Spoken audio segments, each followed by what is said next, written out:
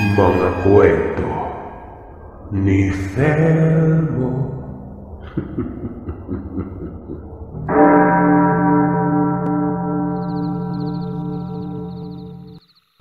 Itago niyo na lamang po ako sa pangalang Fabian. Katulad ng iba, meron din akong ibabahagi sa inyo. Meron akong karanasan na medyo kakaiba. Gawa ng hindi pa ako nakakarinig na may kaparehas na ito. Trabahante ako noon sa isang karinderya sa Bacolod. Sikat ito gawa ng masasarap ang mga pagkain dito. Tinatangkilik ng mga estudyante noon at mga trabahante sa mga pasilidad. Baka iniisip niyo na patungkol sa pagkain yung kwento. Hindi. At lalong hindi lason, yanggaw at kung ano-ano pa sa loob ng pinagtatrabahuhan ko. May nakilala ko nung isang customer. Babae. Maganda. Bago pa lamang siyang naging suki namin. Naging magkaibigan kami. Gawa ng makwento ito at malakas yung sense of humor niya. Lilinawin ko lang, Sir Seth. Hindi ako purong lalaki.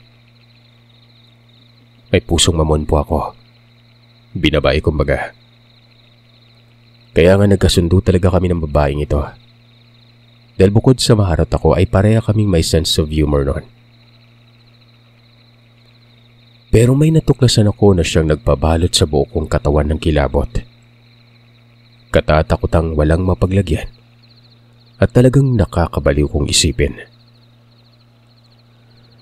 Nangyari ito dekada 90. Tandang-tanda ko pa ang buwan. Nobyembre. Kaarawan ko yun. Nasa 21 anyos na ako at hanggang high school lamang ang tinapos ko. Gaya ng sinabi ko ay naging magkaibigan kami.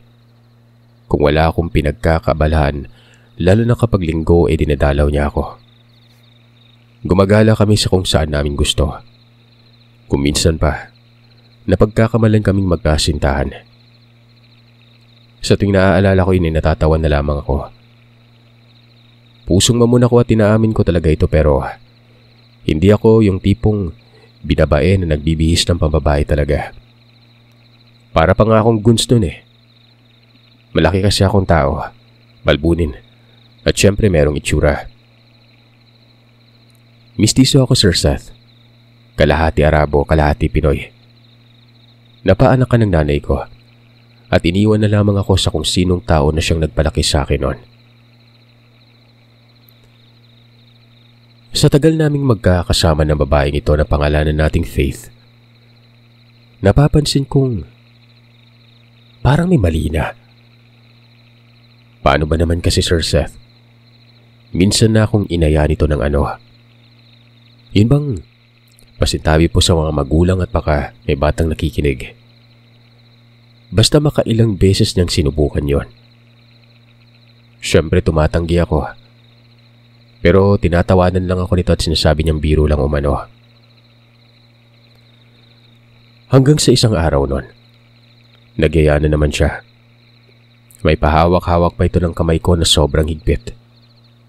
Pero joke pa rin umano. Anong joke? Huwag ka naman ganyang sis. Nangingilabot ako eh. Kung makatitig ka pa parang tutukain mo na ako. Sige ka, sasabunutan talaga kita. Sabi ngang joke lang eh. Nakakatuwa ka talaga. Nga pala, kailan ba yung kaarawan mo? Anong joke? Ilang beses na yan. Maghanap ka ng katsurba mo ha. Huwag ako. Maawa ka naman. Oh, ano yan? Huwag kang manghawak ng hita. Nanginginig ako, Faith. Tsaka sa katapusan pa yung kaarawan ko, no? May iririgalo ka ba? Kasalukuyan kami noong nasa baybayin. Takip-silim na at araw noon ng linggo. Hanggang sa nasanay na lamang ako. Hinahayaan ko na lang. Kumbaga, saka ito the max na lamang ako noon. Nagkakatawanan na lamang kami. Hanggang sa may nagigiliwan akong isang lalaki noon. Estudyante ito. Hindi naman kagwapuan. Malakas ang appeal niya. Tall, dark, and I don't care. Naikwento ko ito kay Faith. Sabi ko pa ay ipapakilala ko yun sa kanya. Pero huwag niyang aagawin sa akin yon. Magkakamatayan talaga kami. Pero syempre pabiro lang yun, Sir Seth. Ayon naman dito, wala daw siyang interes. Bahala na daw ako nun. Alam mo yung parang nagtatampo. Hinayaan ko na lamang ito. Hanggang sa hindi na ito kumakain doon sa karinderya. Ilang araw ko din siyang hindi napapansin nun. Naiisip ko na baka abala lang. Baka nagbaon o hindi naman kaya lumiban sa trabaho. Bale, nasa isang kumpanya siya at accountant yon. Ito namang nagigiliwan kong lalaki ang pumalit sa kanya. Pangalanan na lamang nating Anton. Siyempre magastos. Pakiramdam ko nga ay hinuhututan lamang ako nito. Ni isang beses, hindi ako nakalik sa kanya pero laki na ng nagastos ko, Sir Seth. Ginagala ko yun at doon din sa lugar kung saan kami namamasyal ni Faith. Minsan ay sumasagi sa isip ko si Faith. Namimiss ko nito kahit papano. Mas kwela at mas makabuluhan siya kasama kaysa naman dito kay Anton. Wala akong binubuhay maliban na lamang sa sarili ko. Yung nagpalaki sa akin ay nagsimatay na. Kaya kahit nasa ganoong trabaho lamang ako ay nakakapag-ipon talaga ako nun. Hindi din kasi ako material na tao. Hindi nakikiuso at hindi mahilig gumastos ng gumastos. Maliban na lamang nang dumating itong si Anton na ito. Maya ka ba naman, Sir Seth? Nakahawak nga ako sa kamay niya. Pero ang dami ko nang nagastos sa kanya. Wala naman akong magawa-gawa nang nahulog na talaga yung loob ko nun. Kung hindi ako nagkakamali ay napaliban ako sa trabaho. Bibisita ka daw sa akin si Anton. Galak na galak naman ako nun. Hindi ako mahalay na tao.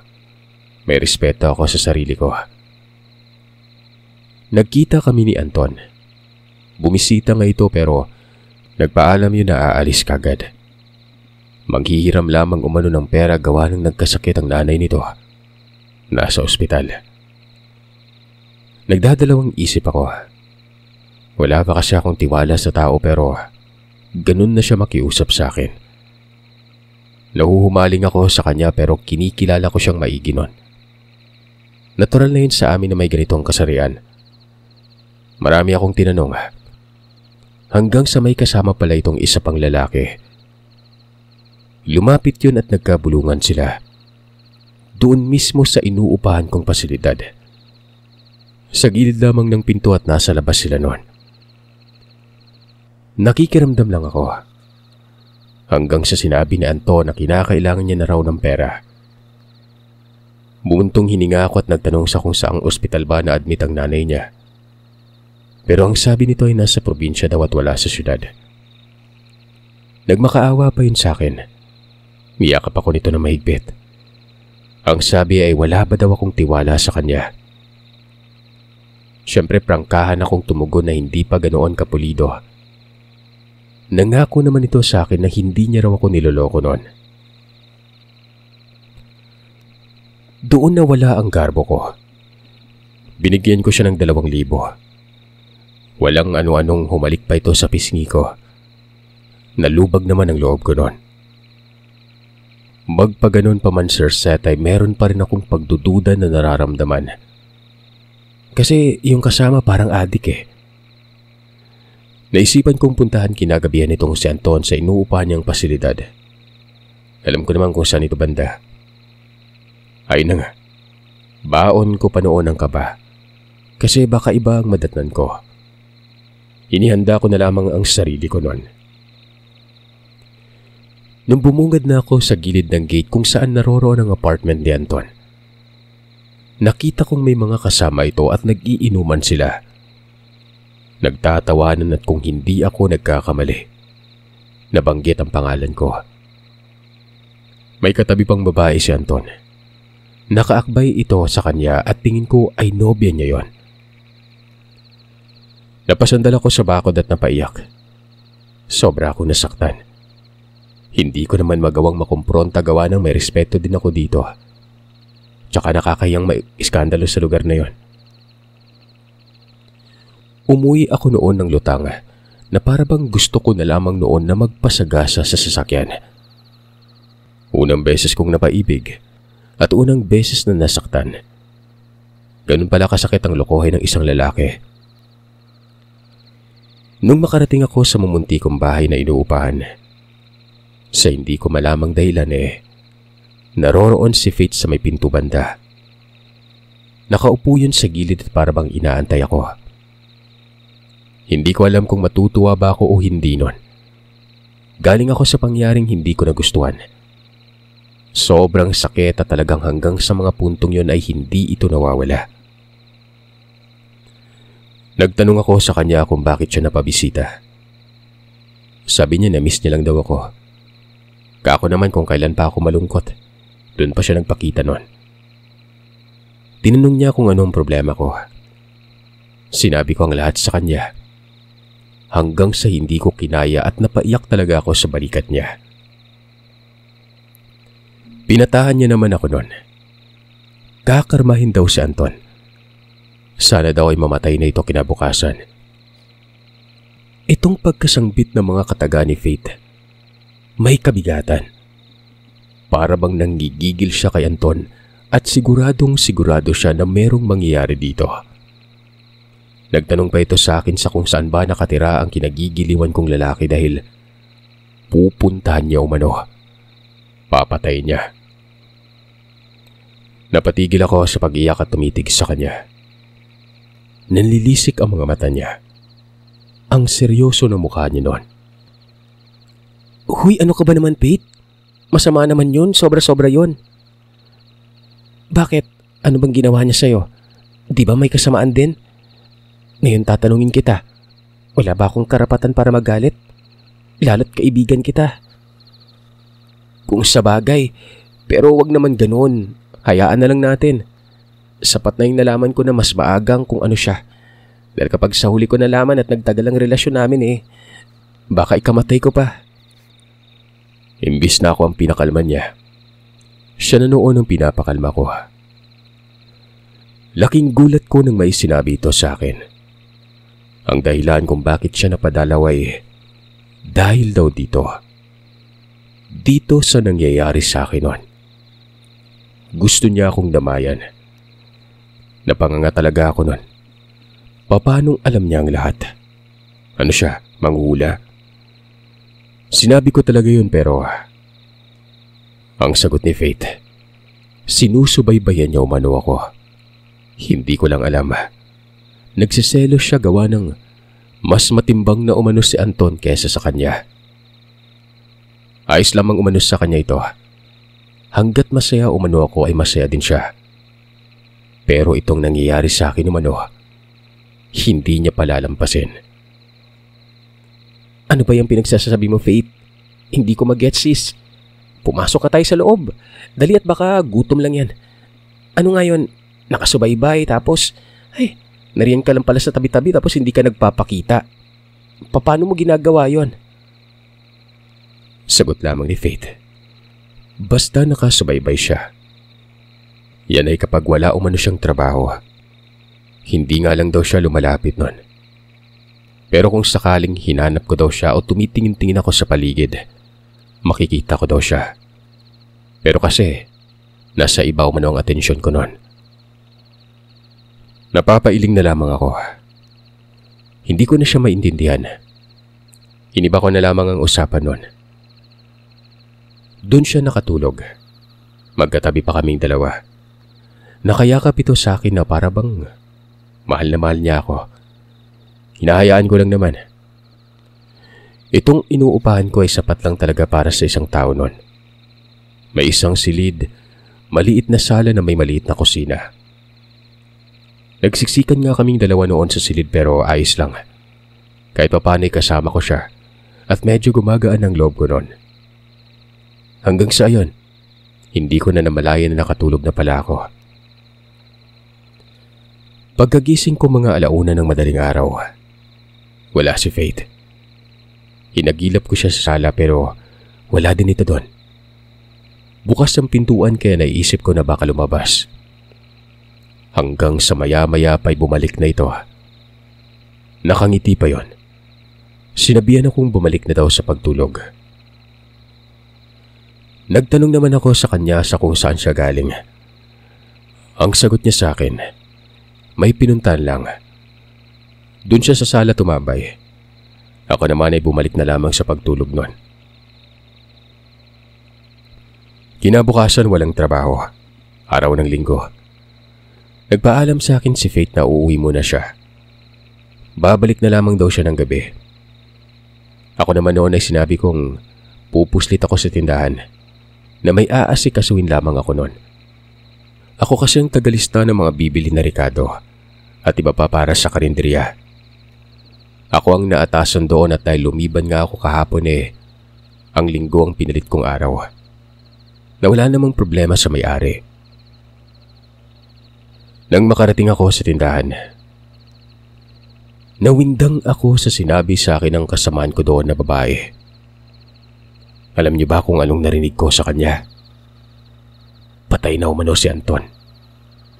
Natagpuan umano itong patay sa labas ng inuupahang apartment. May malaking sugat sa leeg na animoy kagat ng malaking hayop. Hinala pa nga ng mga tao doon. Aswang ang pumatay. Napatakip ako ng bibig nun. As in kahit niloko ako ng animal, napaiyak pa rin ako. Pangalanan natin tong kasama ko sa tindahan na si Mira. Komprador ito ng mga nailista ko. Totoo ba yung mga sinasabi mo, Mira? Totoo pa biyan. Alam mo namang malapit lang inuupahan ko sa kinaroroonan ni Anton. Di ba nga ako pa yung nagsabi sa'yo sa kung saan nakatira yon? Nakakaawa naman. Siguro kinarma nga yun. Niloko ako nun eh. Pinuntahan ko ang inuupahang bahay ni Anton. Wala na akong nabutan pa.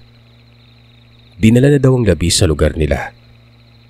Pero ayon sa narinig ko doon ay ito umanong si Anton ay lumabas sa kailaliman ng gabi. Tapos may nakarinig na pagungol. Saglit lang naman daw yun kung kaya wala lang silang pakinon. Pero pagsapit ng umaga, nakita na lamang si Anton na wala ng buhay. Ito na pala ang pag-ungol na naririnig kagabi nun. Ang pagkamatay ni Anton. Gabi-gabi lang usap-usapan. May ibang nakapagsabi na baka may sabit daw si Anton sa droga. Kaya yun pinapatay.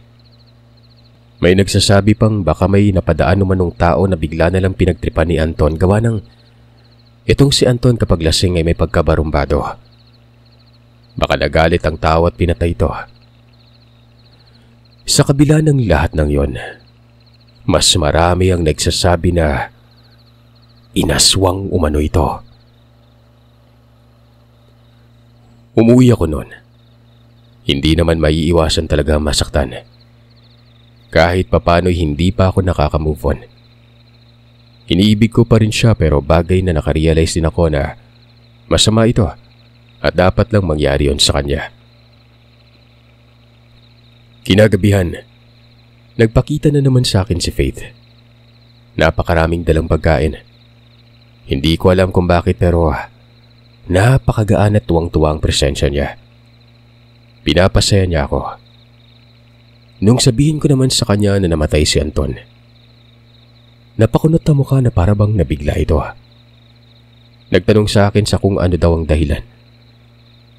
Sabi ko naman na karamihan sa mga taong sinasabi na aswang daw ang pumatay.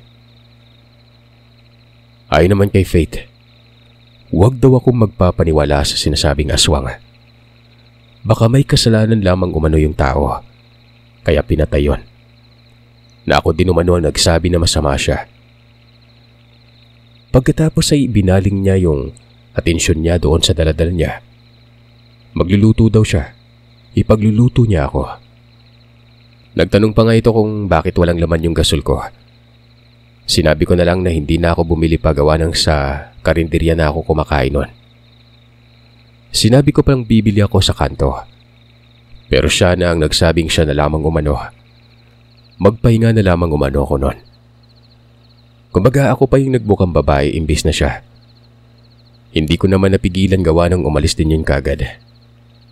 Nakakamangha. Napakalakas niya. Nagpapatulo nga akong buhati ng isang tangke tapos siya, walang kahirap-hirap na binitbit ito. Bumalik ang pagsasamahan namin palagi. Mas naging malapit na kami sa isa't isa. Maalaga ito. Inaalagaan niya ako maigi noon. Maaga pa lamang ay nasa boarding house na siya. Siyang nagluluto at naghahanda para sa akin. Siya itong may matinong trabaho tapos isang hamak na trabahante lamang po ako sa karinderya. Ako pa yung pinapaboran niya.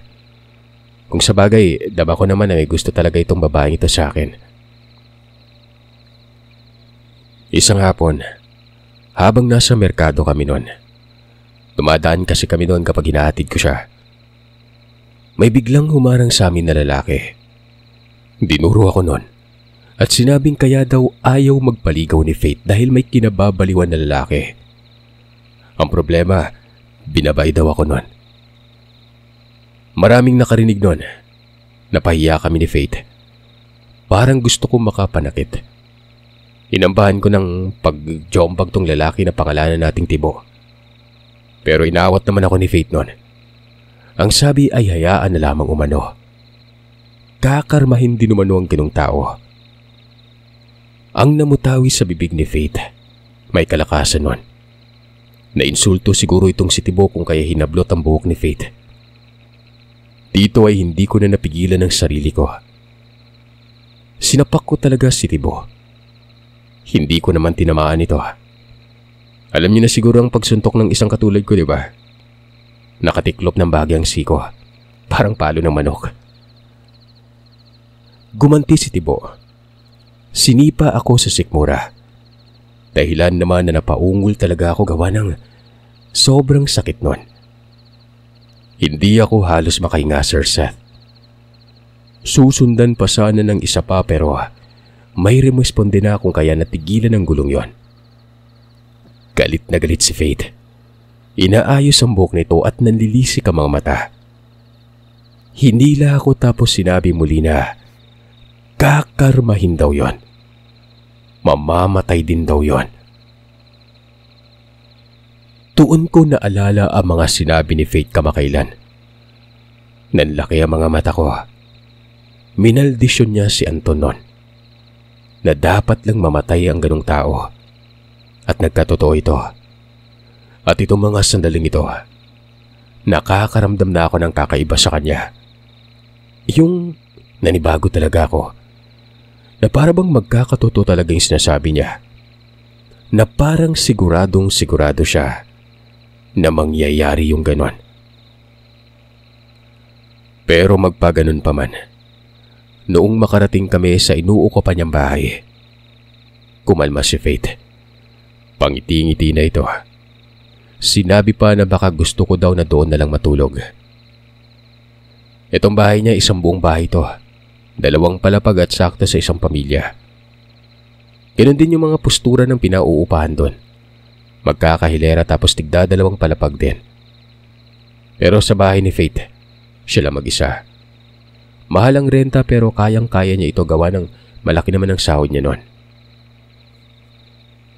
Tumanggi ako. Sabi ko nakakahiya naman. Sus Maria, lahat ata ng mga kapitbahay niya doon mga marites. Ang tataas na mga iliig na makita ko doon. Mga ilang beses naman na ako nakapunta sa lugar pero sa mga sandaling yun palang sobrang sweet nitong si Faith. May sense of humor pa naman pero madalas seryoso ito. Siyempre tingin nyo, ano ang iisipin ng mga tao sa amin? Di ba may relasyon? Nagpaalam akong umuwi noon. Pumayag naman itong si Faith. Ang sabi, siya pa rin daw ang aasikasa sa akin. Maaga siya bukas sa bahay ko. Mga isang sakayin lamang naman. Tapos pwede kang lakarin lang. Malakas pa ang pagkakasabi noon ni Faith na para bang pinaparinig niya talaga sa mga kapitbahay. Kinabukasan, maaga pa nga lang ay naroroon na ito. Meron siyang duplicate ng susi ko. kung kaya labas-pasok siya sa bahay noon. Pagkagising ko ay nasa labas siya naliligo at may mga nakahanda ng pagkain. Doon pa talaga naligo, Sir Seth. Sa mismong tapat ito ng pintuan. Sa gilid noon ay may banyo. Pero nasa labas siya. Hindi sa banyo naliligo noon. Tinalbugan pa yung pormahan ko. Nakapanloob lang, panty at bra. Na para bang banyaga na walang pake. Kala mo, hindi mga lalaki mga kapitbahay ko. Siya lang siyempre ang pinagtitinginan. Mga manyak yung mga kapitbahay ko eh. Kapag may bisita nga na babae tapos nagbabanyo ba, papasok sa kabilang banyo ang 2 hanggang 3 at doon maninilip. May butas kasi doon. Bali 2 banyo magkakadikit ito at ang nasa harap poso na. Hoy, Diyos mio ni mo, day. Ano yan? Ba't ka dyan naligo? Tsaka, ba't naman parang saging na binalatan? Ay, ano to? Inuungusan mo ba ako? Pagandahan na ba ng katawan to? Pambihira ka naman, sis, oh. Ang ganda ng banyo doon sa bahay mo tapos dito ka rumarampa. Sinigawan ako ni Faith na tumahimik daw ako. Na napakaingay ko. Kung gusto ko umano ay sumabay ako sa kanya. Naiinggit umano ako. Tingnan ko umanong itsura ko noon. Purusko, macho, gwapo. Pero ibang kasarian. Mabalbon pa nga umano ako. Nagsara ako ng pinto noon. Hiyang-hiya ako noon. Matinding birada ito ni Faith, Sir Seth. Pero wala din naman akong nagawa kung hindi ang manahimik na lamang. Ang totoo ay malakas ako mang alaska pero kapag si Faith ang kausap ko, tumitiklop talaga ako noon. Nagsabay kami ng kain. Balik sa dating gawin na parang walang nangyari. Ilang mga sandali noon ay tila may nagkakagulo sa labas ng gate. Napasipat ako noon. May mga pulutong na marites. Nasa may gilid lang talaga. Ang ilan sa mga ito ay kilala ko sa lugar. Nagkakabulungan hanggang sa inisip ko na baka ako na ang punteriya o usapan nila. Kung kaya naman lumabas ako at lumapit. Hoy, ano yan? Sino ang pinag-uusapan nyo? Kami ba? Bulalas ko noon. Sumabat ang isang babae. Ang sabi nito ay hindi daw akong pinag-uusapan. Bagkos ang nangbastos daw sa amin doon sa may bandang merkado. Patay na umano yon. Para umanong binalahura. Wasak ang tiyan at sabog ang mukha nito. Napasign of the cross ako noon, Sir Seth. Hindi ko alam pero biglang pumasok sa isipan ko si Faith. Napapailing na lamang ako sa mga sandaling ito. Bakit kada maldisyon ng kaibigan ko nagkatotoo talaga? Sinabi ko ito kay Faith. Ganun pa rin ang reaksyon niya. Nagulat at makikitang nagtataka ang mukha niya. Ang sabi pa nito ay kawawa naman daw yun. Kako naman, napakamakamandag siya magsalita. Nagkakatotoo ang sinasabi nito at bantanon. Ay naman sa kanya, baka nagkataon lang. Natural lang sa mga barumbado umano ang malagay sa alanganin ng buhay, kagaya na lang ng kay Anton. Kung sa bagay, may punto ka naman dyan. Pero hoy, anong ginagawa mo, babae? Huwag kang bisa harapan ko. Diyos ko, nakakadiri ka, sis. Ang itim niyan. Talaga ba, Fabian? Kunwari ka pa eh. Kus, may pagnanasa ka, no? Bakit hindi mo na lang ako birahin? Halika, tayo lang naman 2 dito. Halika na. Hinihila ako sa loob ng silid noon. Nagpupumiglas talaga ako. Umaamba pa ng halik. Kung hindi ko lang kaibigan, sinabunutan ko na yon. Mabuti na lang at nakawala ako. Para kasing totohanin niya talaga. Nakakapangilabot naman yon. Nawala tuloy ang simpatsya ko sa nangyari kay Tibo.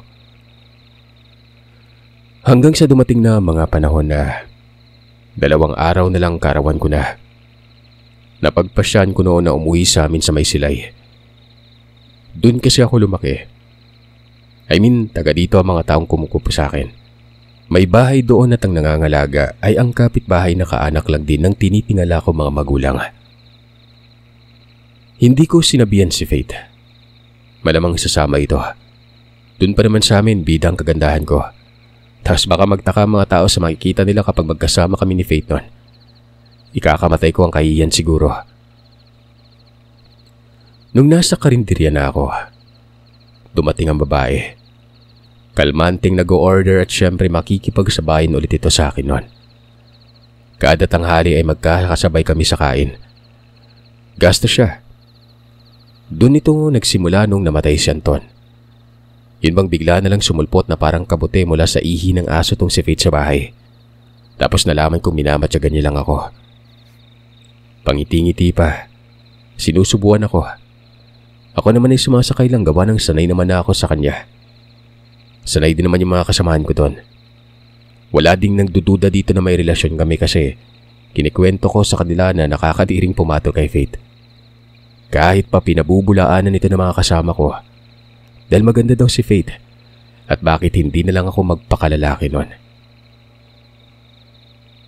Habang kumakain ay pinaalala sa akin ni Faith na 2 araw na lang ay kaarawan ko na.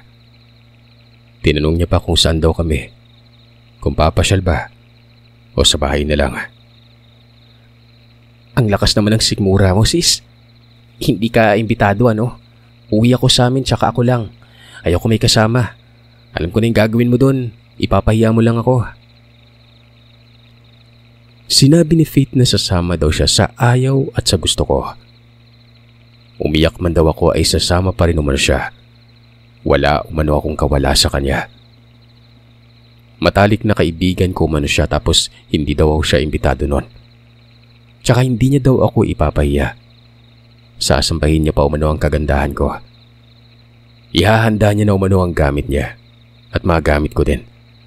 Siya na daw ang bahala. Uuwi daw kami sa amin.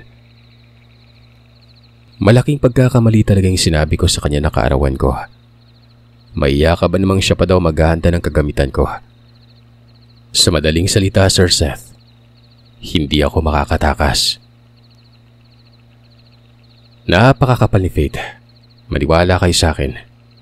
Wagas na walang mapaglagyan ng kakapalan niya. Ayun na nga, tumango na lamang ako dahil nakapagpaalam na ako sa amo ko na 1 linggo ang bakasyong yon dahil kaarawan ko pumayag agad. Binigyan pa ako ng pera. May pinahalili lamang sa akin nun. Ginawa nga ni Faith ang mga sinabi niya. May isang salita kasi ito. Kung ano ang namutawi sa bibig, tinototoo talaga. Bagay nga na naghihinala na ako Baka kasi mangkukulam itong bruhang to. Kaya namamatay ang binabantaan niya dahil kinukulam niya yon. Kinabukasan na araw ng linggo. Kasi silang pa lamang ng araw.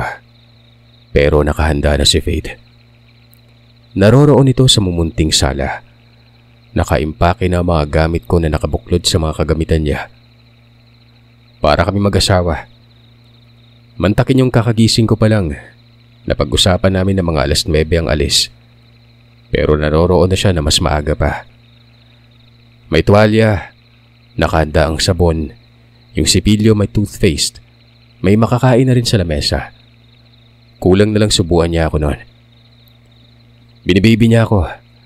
Nanonood lamang ito sa akin habang naliligo na para bang nagmamadali tapos galit ang mukha niya. Ako naman noon syempre nagmadali na lang. Hangos ng hangos tapos noong nanalamin ako, sinabihan pa ako nito na wag na daw maraming anik-anik. Kahit anong pagpapaganda ko, kalabaw pa rin ako sa mga mata niya. Pagpatak ng 7:00, inilabas niya ang mga gamit. Napapamura ako kako. 9:00 pa ang alis pero tinititigan lamang ako na masama nun. Yung tipong pamatay na titig na nanilisik talaga. Ewan ko ba kung bakit natitinag ako sa kanya. Para bang unti-unti akong nagiging lalaki nun. Pakiramdam ko parang ganoon kasi nga, kada pagsasama naming dalawa, lalaki talaga ang turing niya sa akin. May pa-segue na binabay ito pero kadalasan lalaki talaga. Ito nga ang pag-aalaga niya sa akin ay nagdududa ako nun. Baka pinapakonsensya ako nito. Tapos ang balik ako na mag-aalaga sa kanya.